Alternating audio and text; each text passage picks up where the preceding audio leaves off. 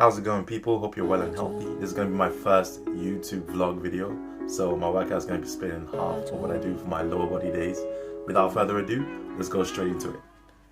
Right, so for my first working exercise, I like to do squats, but beforehand I like to warm up with a resistance band just above the knees to focus on engaging the glutes and driving my knees out and hips back. Especially if I'm going to do squats, I like to make sure my warm-up works on going through that same range of motion and making sure I am in tune with my form and body and how it's translating with each other, meaning I am in control of the whole movement and I'm feeling no pain through the ranges. Because I did used to have jumper's knee because I played too much basketball, I take my warm-ups very seriously. And still sticking with my warm-ups, I like to do banded side kicks just to target those glutes and hip abductors at the same time. If you are going to try these, make sure you work on both sides too, because I find when I do this with my clients and I show me working on one leg, people tend to think it's just that one side you train, so work on both sides. Now incrementally going into my loaded squats, I like to start with 20s on both sides, taking myself through a deep range of motion, controlling the tempo on both aspects of the squat. And at the end of this set, I like to pause at the bottom position just to hold and get limbered up and loose.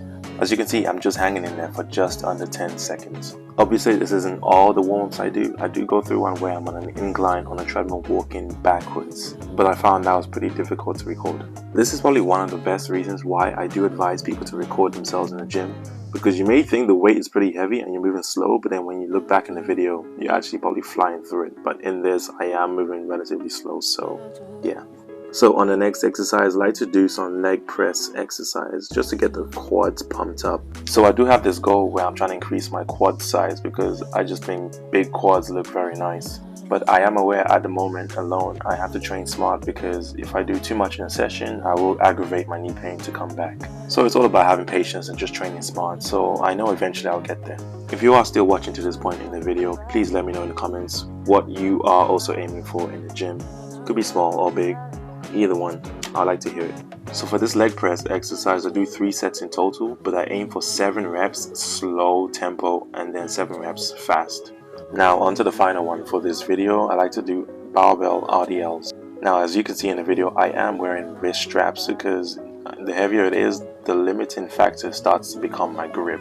Well, I do also train grip, but I can show that in a separate video. But when it comes to exercises like this, where your focus is to improve your hamstring strength, you don't want it to be the limiting factor that slows you down or makes you give up in that set. Like, I want it to be my hamstrings that are the first to give up, to tap out. You feel me? But anyway, this concludes the gym vlog of what I managed to record in my session. You can try this out. If you do, let me know how it goes for you.